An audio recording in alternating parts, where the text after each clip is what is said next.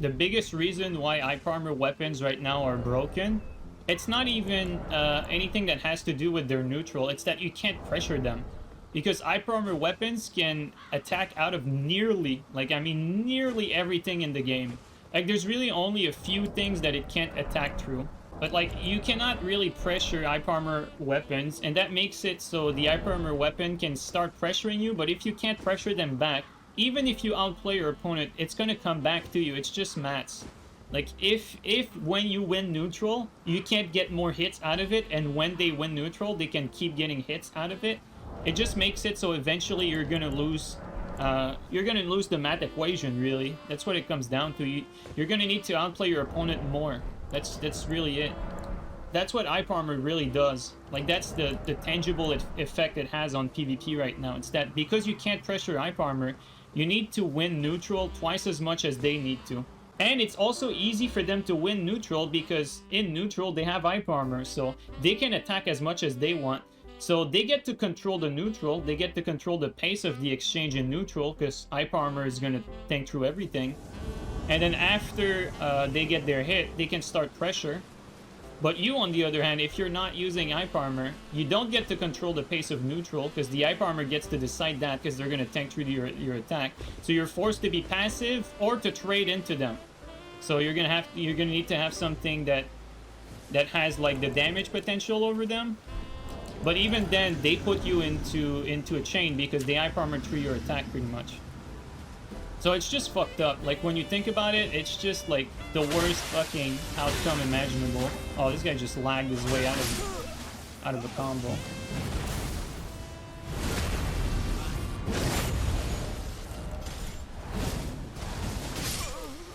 And when you do win neutral, then you can't pressure afterward. You need to pretty much hit once, and then you kind of have to hope that they're gonna attack out of its stun, and then you retreat to like whiff punish their attack out of its stun. But if they're any smart, they're gonna attack sometimes and not attack other times. You're just not going to be able to pressure them in the long run. When I say that, I say eye armor weapons, but it's not just eye armor weapons. Like, for instance, Storm Assault is a big offender for that same reason. Storm Assault can attack out of its stun, like out of nearly everything, and has the same effect. Like, when I say eye armor weapon, it's just eye armor in general. Some Ashes of War are just as bad as some eye armor weapons. Yeah, eye armor startups too fast. Yeah, exactly. Like, the way to fix it, it's actually very simple. You need to make it so that all eye armor starts at like around 12 frame, which is the startup for 12 frame is the startup for sword dance on a curved sword, which is still fast, but 12 frame is not like, you can't reaction sword dance like stuff in the game. Like, it's not that fast. Whereas on the other hand, you have Storm Stomp, which is 5 frame, and Storm Assault, I don't know how many frames Storm Assault has, but Storm Assault is like stupid fast. I was told that like Storm Assault has like 3 parts for the eye armor, and the first part no one talks about, but apparently it starts like frame 1. So like, compare 5 frame, you can reaction trade at 5 frame. And then you have stuff like Loretta Slash, that's another culprit. Loretta Slash, you can reaction trade a lot of things in the game with Loretta Slash and combo into big damage. That's another problem. From what I heard, Loretta Slash on Halberd is frame 1, and then on other weapon types it's frame 5, I think, or 10, I forgot. But it's something stupid like that. But either way, guys, the bottom line is, it's so fast that you can visibly reaction trade with it, and so that's a problem. So that's why everything that can reaction trade, a lot of eye armor weapons have super fast eye armor startup too. Like, you guys already know like how dumb the clubs are right now, like how much you can mash with a club like freely without no repercussion, because you can't really space it because it's always going to be in eye armor. I mean, you can, but it's going to be like difficult. So yes, you would need to reduce the eye armor startup to be at least 12 frames. Like, everything should not, nothing should be faster than 12 frame startup for eye armor. That's like a bottom line, except stuff like Endure, like stuff that's not offense based.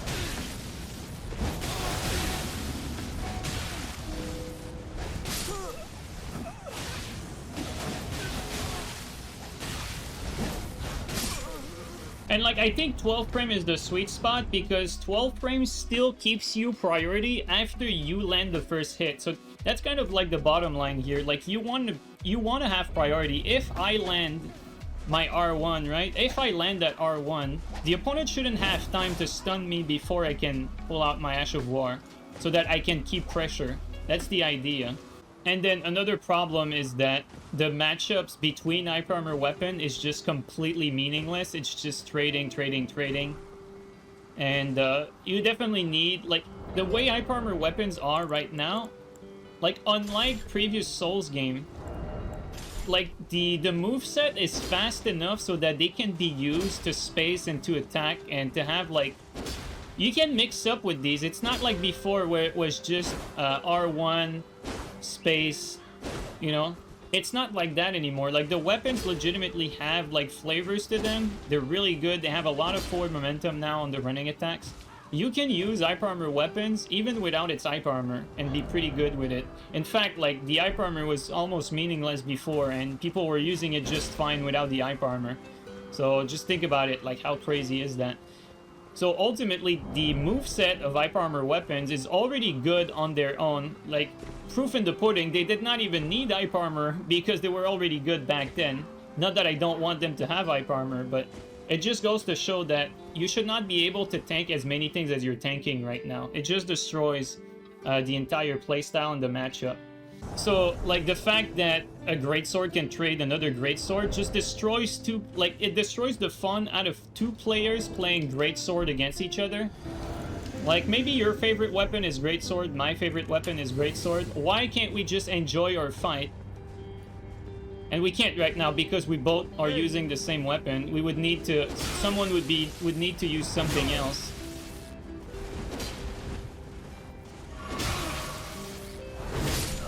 But like here, for instance, you saw that we beat that guy without taking a hit. So it just goes to show that the moveset alone was enough to, like, roll catch him. Whereas, like, the Hyper Armor did not even come into play. So it just goes to show that the moveset is good enough for these weapons to be viable. It should still have Hyper Armor because I think it's the identity of those weapons. But you should not be able to tank another greatsword with a greatsword.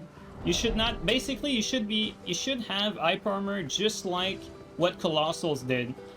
How it works with Colossal weapons is you can Hyper Armor, let's say you can Hyper Armor a halberd, you can Hyper Armor a curved greatsword with a Colossal, but you cannot Hyper Armor another Colossal with your Colossal.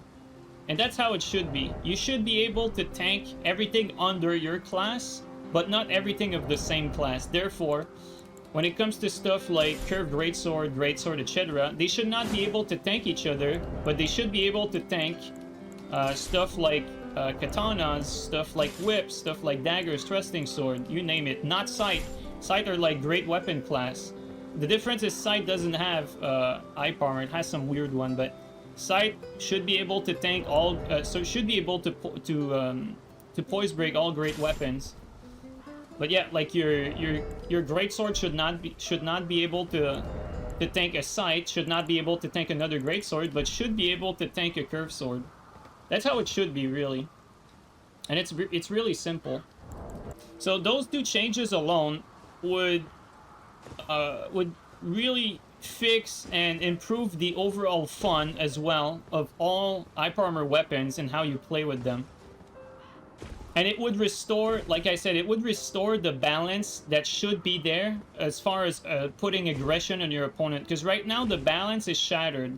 As soon as you get a hit on someone, depending on what they got, you can't pressure them anymore. Because the Hyper Armor startup is too fast. So the moment you attack someone that has, like, let's say, Roar, like even Barbaric Roar. If you attack someone that has Barbaric Roar active, you cannot pressure them safely. Like, you can make a read, maybe they're not going to use it, and you just keep on attacking, but ultimately you're taking a risk there. Whereas, if you attack, let's say, someone with a greatsword, again, you're taking a risk because they can just R1 out of its stun. It's the same thing with everything.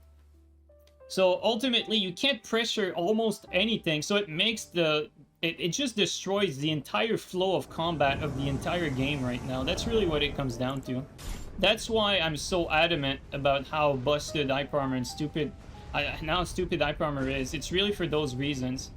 It's not just that it feels bad to play against, it's that the priority that changed with hyper armor just destroys the entire flow of combat.